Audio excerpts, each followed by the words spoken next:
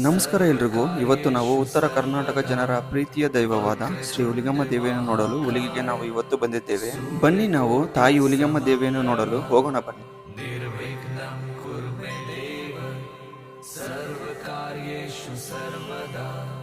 ಇಲ್ಲಿ ನೀವು ನೋಡಬಹುದು, ಇದೇ ಮುನಿರಾಬಾದ್ ಸ್ಟೇಷನ್ ಇಂದ 2 ಕಿಲೋಮೀಟರ್ ದೂರಕ್ಕೆ ದೇವಸ್ಥಾನಕ್ಕೆ ಹೋಗುವ ದಾರಿಯನ್ನು ನೀವು ನೋಡಬಹುದು.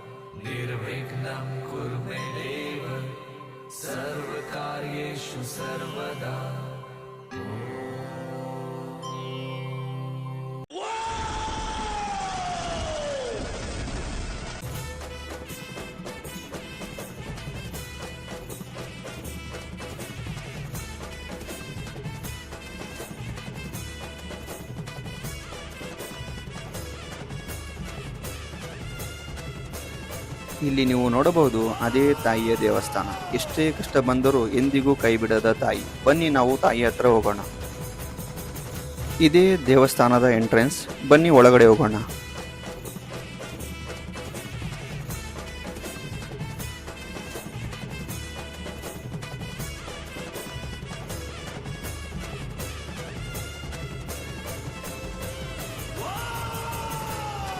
ಹಳದಿ ಬಣ್ಣದ ಬ್ಯಾರಿಕೇಡ್ ಮೂಲಕ ದೇವಸ್ಥಾನ ಸುತ್ತ ಪ್ರದಕ್ಷಿಣೆ ಮಾಡಿ ತಾಯಿಯನ್ನು ಸೇರುವಿರಿ. ಇಲ್ಲಿ ನೀವು ತಂದಂತ ಹರಿಕೆಯ ತೆಂಗಿನಕಾಯಿಯನ್ನು ಇಲ್ಲೇ ನೀವು ಸಮರ್ಪಿಸಬೇಕು. ಇಲ್ಲಿ ನೀವು ನೋಡಬಹುದು, ಇಲ್ಲೇ ಹರಿಕೆಯ ತೆಂಗಿನಕಾಯಿ ಒಡೆಯುವ ಸ್ಥಳ.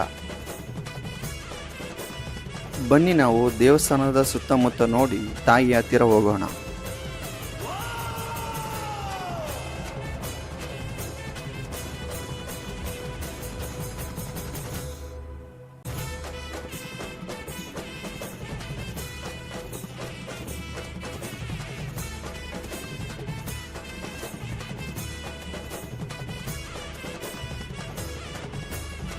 ಇಲ್ಲಿ ನೀವು ನೋಡಬಹುದು, ಅದೇ ತಾಯಿ ಹುಲಿಗಮ್ಮ ದೇವಿಯನ್ನು ಸೇರುವ ಹೋಗುವ ದಾರಿ.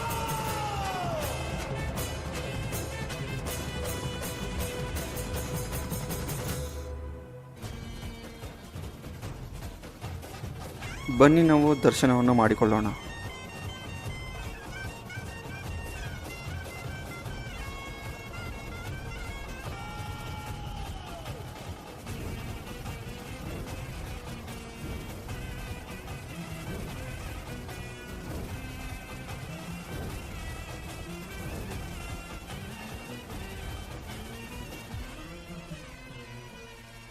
ಹಾಗೆಯೇ ನಾವು ದೇವಸ್ಥಾನದ ಮುಂದೆ ಧ್ವಜಸ್ತಂಭದ ಹತ್ತಿರ 4 ಗುಂಡು ಕಲ್ಲುಗಳನ್ನು ನೀವು ಕಾಣಬಹುದು. ಅವು ಗುಂಡು ಕಲ್ಲು ಅಷ್ಟೇ ಅಲ್ಲ, ನಿಮ್ಮ ಹರಕೆಗಳ ಸೂಚನೆಯನ್ನು ತೋರಿಸುತ್ತದೆ. ನಿಮ್ಮ ಹರಕೆ ಒಳ್ಳೆಯದಾಗಿದ್ದರೆ ಕಲ್ಲು ಮೇಲಕ್ಕೆ ಇಳಿಯುತ್ತದೆ, ಇಲ್ಲವಾದರೆ ಕದಲುವುದೇ ಇಲ್ಲ.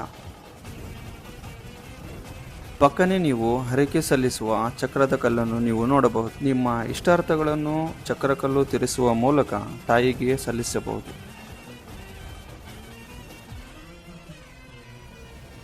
ಹಾಗೆ ನೀವು ಪಕ್ಕನೆ ಶ್ರೀ ರಾಜ ಮಾತಂಗಿ ದೇವಿ ಮತ್ತು ಪರಶುರಾಮ ದೇವಸ್ಥಾನವನ್ನು ನೀವು ಕಾಣುವಿರಿ.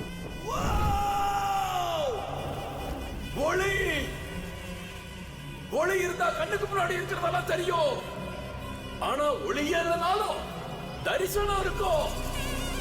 இன்னைக்கு நடந்ததுக்கும் முன்னாடி நடந்ததுக்கும் ஆதாரம் விளக்குதான், தெரியுதா?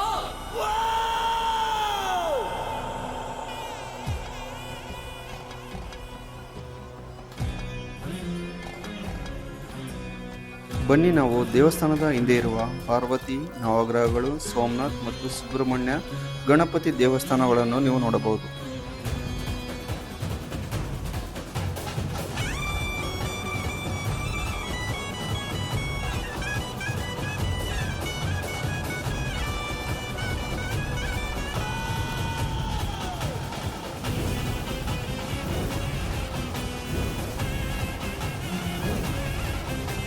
ಹಾಗೆ ನಾವು ಮುಂದಕ್ಕೆ ಬಂದರೆ ತುಂಗಭದ್ರಾ ಹೊಳೆಯನ್ನು ನೀವು ನೋಡಬಹುದು.